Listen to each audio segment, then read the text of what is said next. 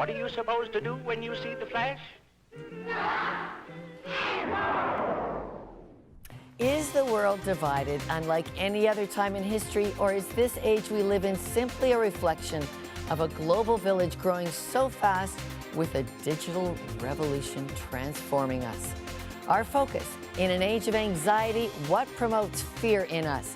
Is it news neurosis, fake news, or our deeply divided opinions in politics, church, and throughout all the media? I'm Lorna Dueck. And I'm Sheldon Neal. And you're watching Context.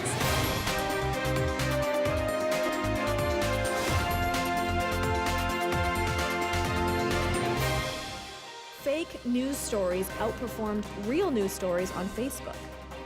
The rise and phenomena of fake news. Molly Thomas has a report from digital experts. What you say on social and how you act is the critical factor.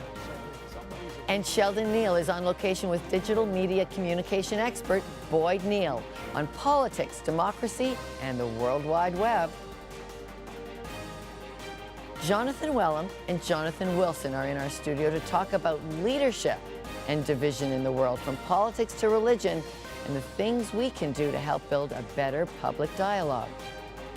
We want to hear from you. We're streaming live on YouTube and in a special way on Facebook. Sheldon, tell us how Second Screen works. That is right. I am on Facebook right now, Lorna, hosting a live stream. We want to get you involved. Hello to all you watching. We're bringing the behind-the-scenes life to life. Okay, now here's a look at just a few of the real news stories that caught our attention this week.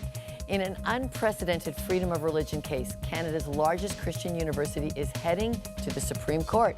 At issue, can Trinity Western University, which has a Christian code of ethics, teach law students? Some law societies argue that a Christian law school like Trinity would discriminate against potential students and would turn out graduates who also discriminate.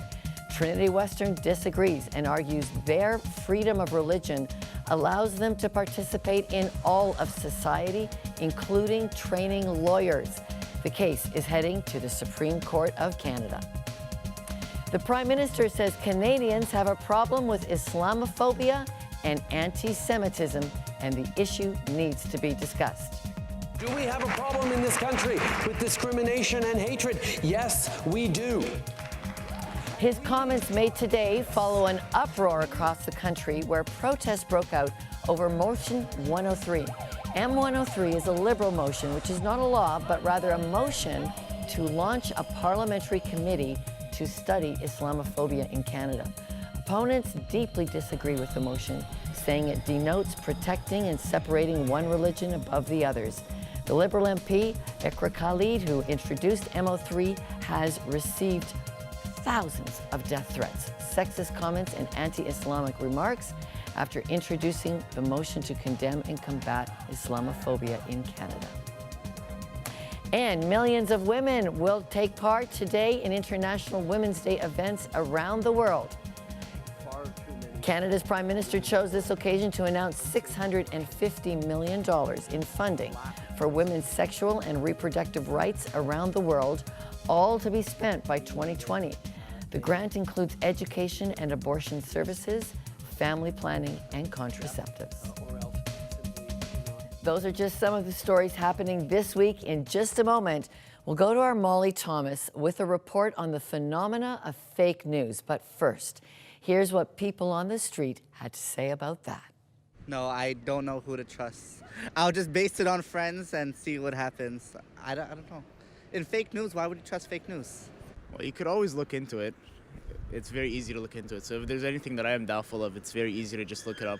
So yeah, I don't know, who do you trust anymore? It's hard because you used to trust everything you read, and now it's like, who is telling the truth? Who is biased? Who is being bought by the big guys? Breaking news.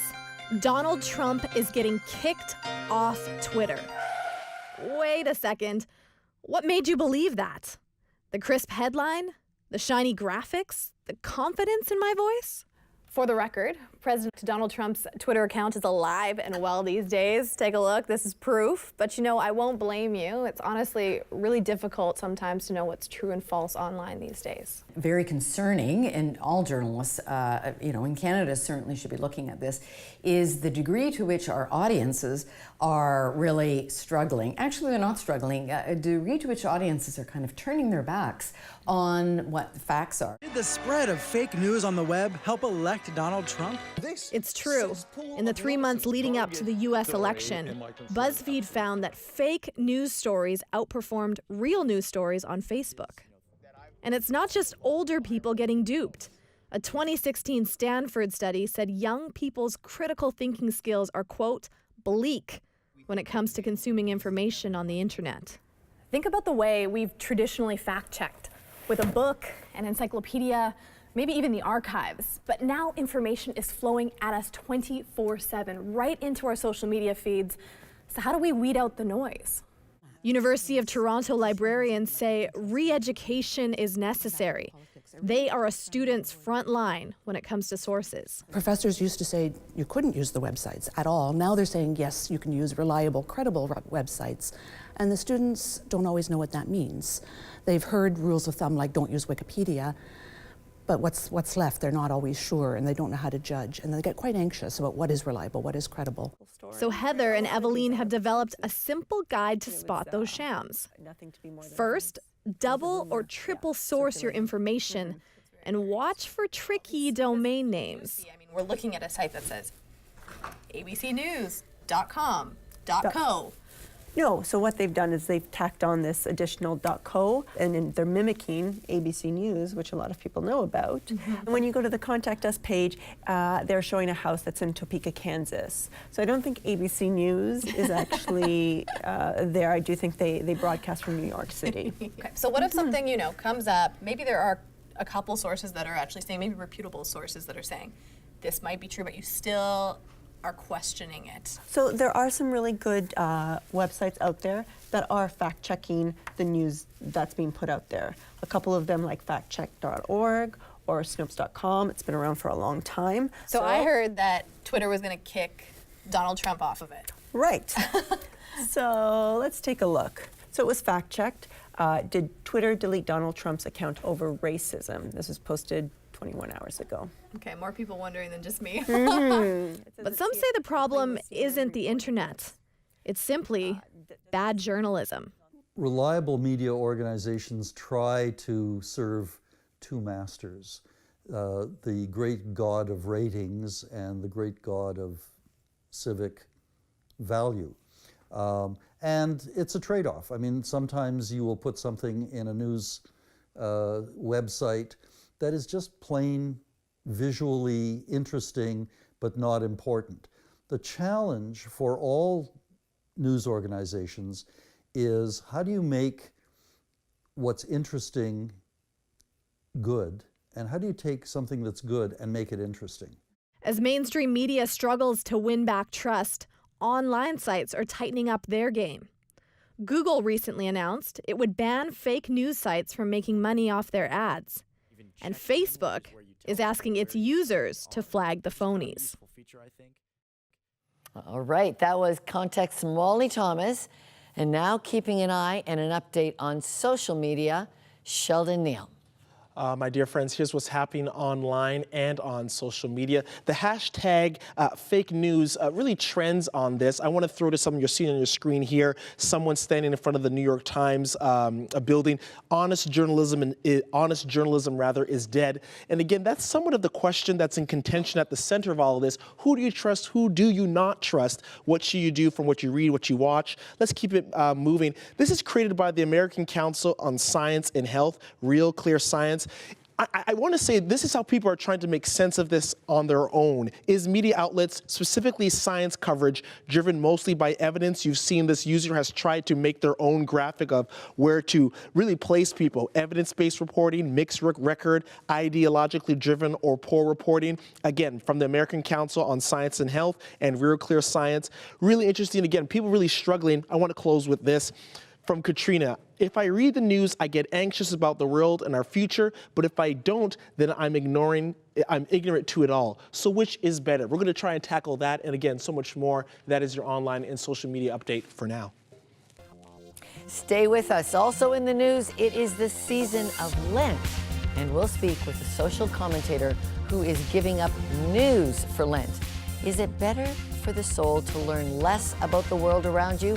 Haley Gray Scott speaks about the life-changing experience of giving up news for Lent. And a Made in Canada example on polarization. Do we need Parliament to study Islamophobia? Motion 103 and why it's causing an uproar. Is there just too much social media opinion for the world to have a reasonable discussion on what's needed for a healthy society? That in a panel discussion with Jonathan Wellham and Jonathan Wilson just ahead.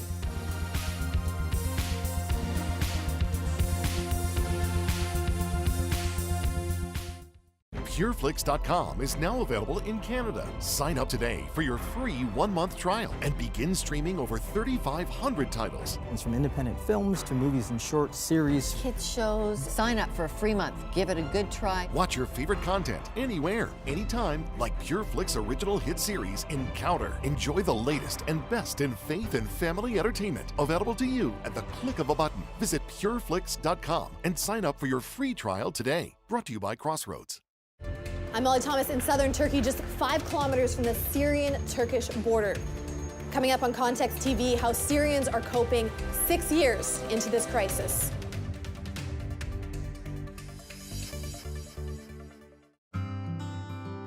This segment is brought to you by Bruce Etherington and Associates, Family Harmony and Philanthropy, helping you help others.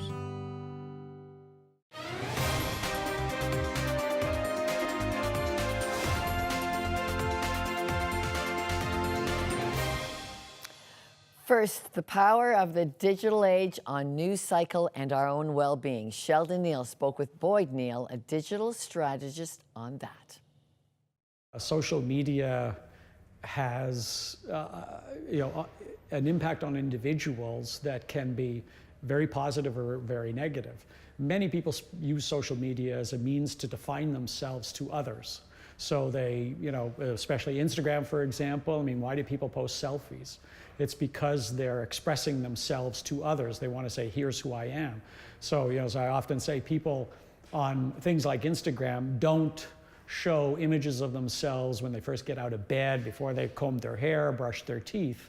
They want to shape their image using social platforms. So that has both positive and negative effects.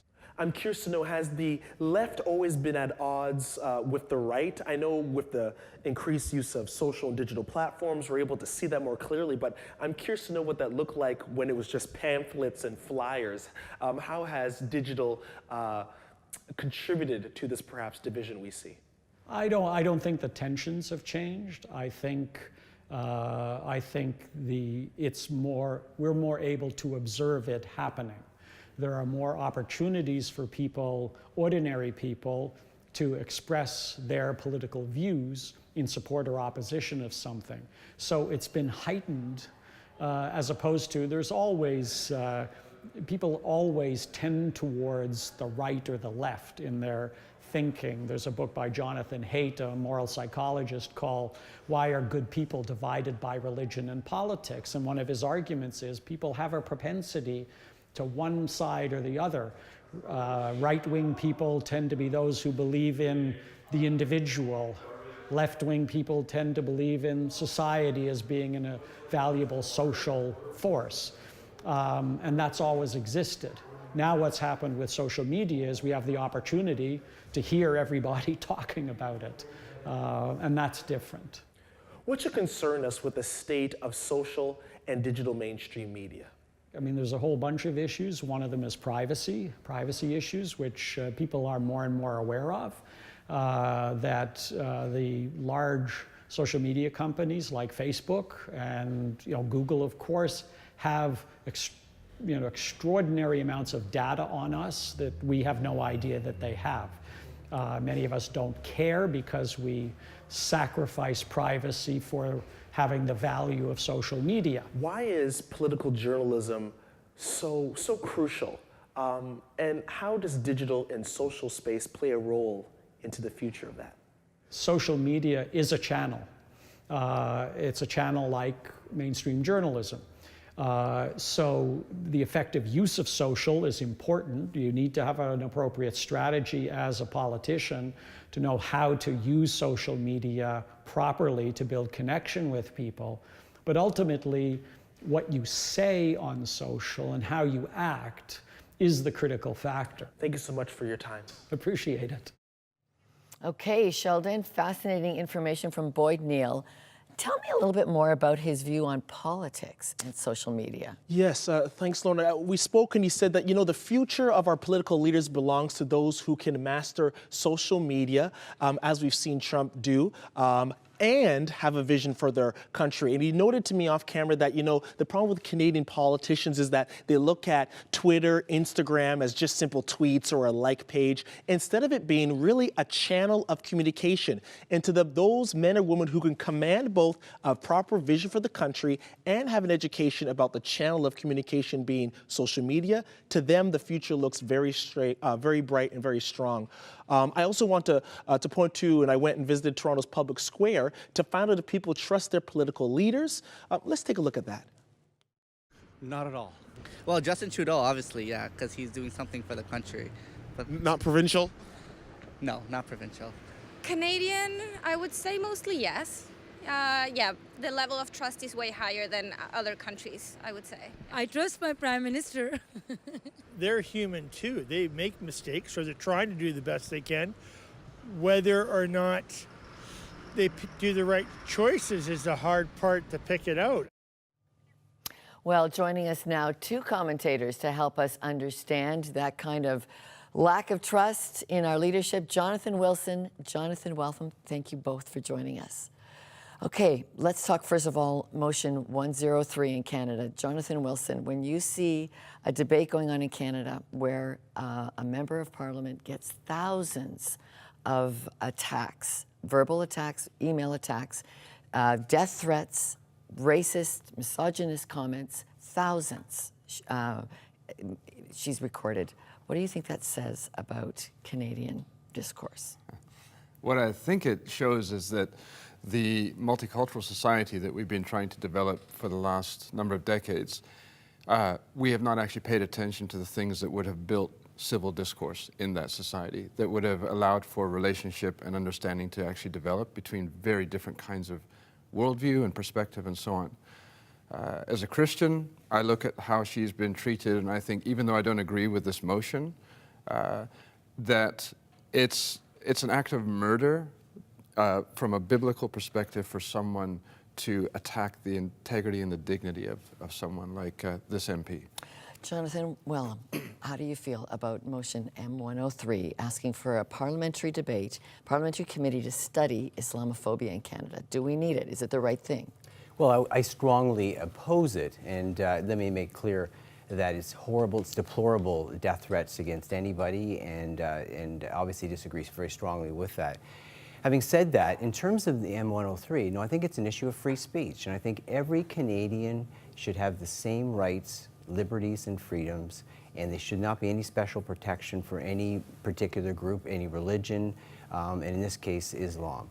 I'm not even comfortable with the term Islamophobia. I don't think it's a phobia. I mean, if you actually look at the breakdown of that word, it's sort of this illness or this irrational fear. I think there's a misunderstanding. People want to learn more. They want to see about the implications of a multicultural society and what that has for Canada. But MP Khalid would say there is Islamophobia. The Prime Minister said today there is Islamophobia. You don't agree? I don't agree with that. I think that this actually has been spurred on by Canadians being upset about the increasing infringement on free speech that's going to result as a result of this motion. Okay. And so I think this stirs the pot, if you will. It's unacceptable, those sorts of behaviors, ultimately, but I think it goes back to a culture that does not have a core identity. We have a Prime Minister who thinks we live in a post-nation country. We don't have an identity, and a country must have an identity. Because he says diversity is our strength. Jonathan Wilson, what do you think? Diversity is our strength? I hear Jonathan Weltham saying, no, diversity is not our strength. Well, I think there there was arguably a at least somewhat Christian identity in the past. That's the past. We are in a place where we have diversity. What we're doing with it is entirely another matter. I do think that we can't use laws and regulations to impose a shutdown on how we speak. We actually need to create proper forums for healthy dialogue and healthy learning in our society in order for that diversity to actually make sense and to work. All right, both of you blog on this, write articles on this. Thank you both very much for being with us, and great insight and food for thought. Stay with us. There's lots more to come on Context. When we come back, giving up news for Lent, is there something spiritual to be gained by putting yourself into a reduced news cycle? Social commentator Haley Gray Scott with that when we return.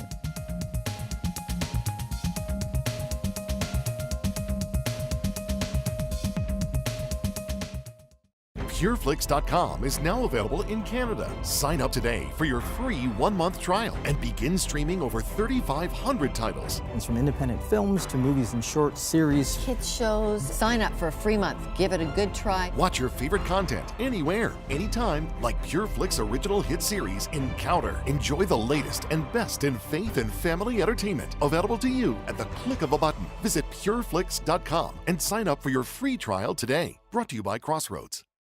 I'm Molly Thomas in southern Turkey, just 5 kilometers from the Syrian-Turkish border. Coming up on Context TV, how Syrians are coping 6 years into this crisis.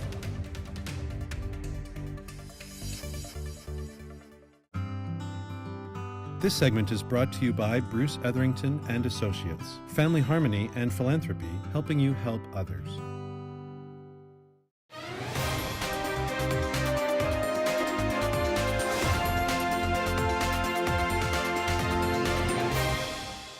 All right, Sheldon, back to you. We've got some buzz happening on social media. Yes, we do. Well, if this is a show about how to handle conflict in our views, let's go to the screen now. Look at all these views that have just come in, or that have come in over time, quite a lot there. Lorna, your Context blog post on Vancouver's controversy over Reverend Franklin Graham has shown the Canadian church has plenty to say about this. Franklin, of course, you could join me back on screen here. Franklin, of course, packed out the Rogers Stadium for 3 nights last weekend, despite being criticized for being too hardline on a variety of issues.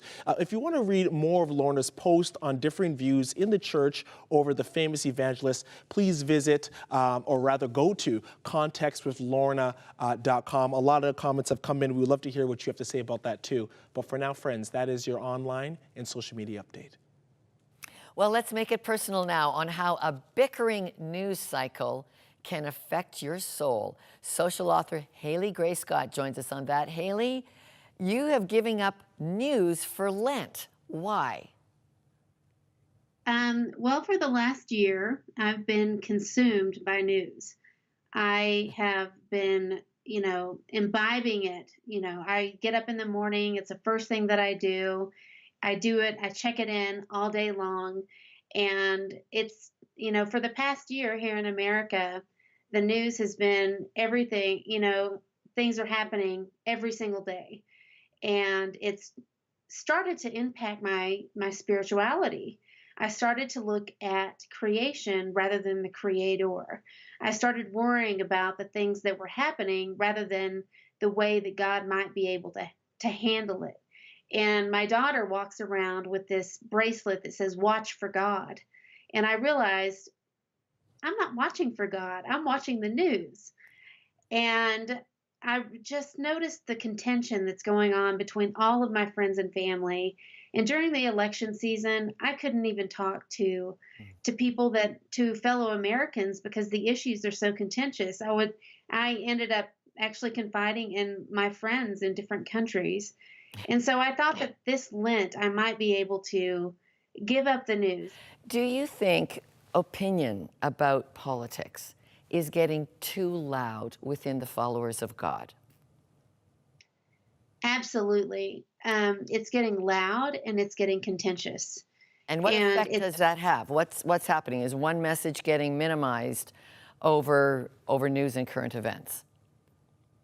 I do believe that it is. I think that you see in the results of the election that a lot of people felt that they weren't being heard, that they weren't being seen, that their perspectives weren't being evaluated, that they weren't being honored in the public sphere.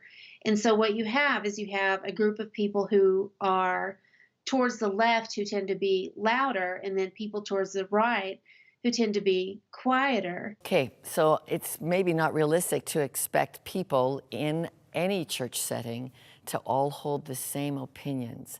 But what is there about belief in Jesus Christ that is more important or at a different level that it should actually cause you to minimize your opinions about politics? Well, you would never want to be part of an organization or a church in which everyone holds the same opinion. But there are ways to disagree, but still honor and respect the other person. Haley Gray Scott, you are very challenging to me, taking a complete fast during Lent from all news media. And thank you for challenging us to think deeper about our opinions and whether they're spurring love for each other or not. That was social author Haley Gray Scott joining us from Denver. Thank you. To those who've been watching on our live stream, a question came in for our panel that you were really enjoying what was going on and you want to see more from them. So I'm going to do our best to get some more back talk from them at the end of the program. I want to bring something to our screen right now, a tweet that I wasn't able to address earlier from a Context viewer, Katrina. Let's go to the bottom of the screen. She wrote, at Context TV, I agree that this is an age of anxiety.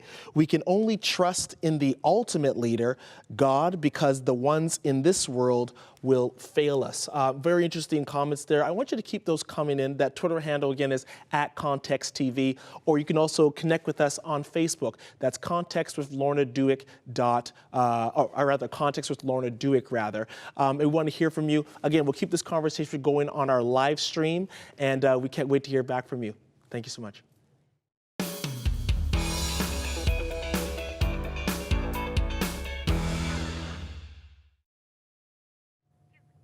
Social media and the 24-hour news cycle has made all the world our neighbors, said our guest Haley Gray Scott today. So it begs the question, what kind of neighbor will we be? If we're prone to giving opinion, what kind of atmosphere should we set with our opinion? It's astonishing to me, and more than just a little bit frightening, that the words we create actually set a stage for whether you will share love or not. All of our opinions matter, and we live as a mess, all rather broken, reaching for something to get it right. That's one reason why there is such divisive thought around consuming and making news opinions. Well, we're alternative media here at Context, and we are looking to filter the news of the day through one critical question. What would God want of us? It's a unique angle on news commentating, and it's an opinion that exists because we owe a big thank you to our audience who donates to say, yes, keep looking at the news and keep asking, what would God want of us? So thank you for helping Context ask that question each week. There's a lot more on our website. You can sign up for our blogs with commentator John Stackhouse and myself.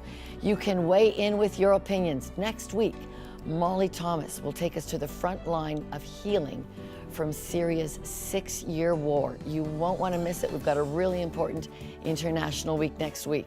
Well, for all of us at Context, you can head on over to our website. You can keep watching on Facebook, where we'll go deeper with the interviews of our guests that you've heard today and find out some of those questions on why news is making us anxious. And maybe, just maybe, we need to do a little bit less. Can't say I'm going to give it up for Lent, but maybe there's some thinking. So for all of us who helped put the show together today, thank you for watching. We're glad you joined us. Check us out again on Facebook.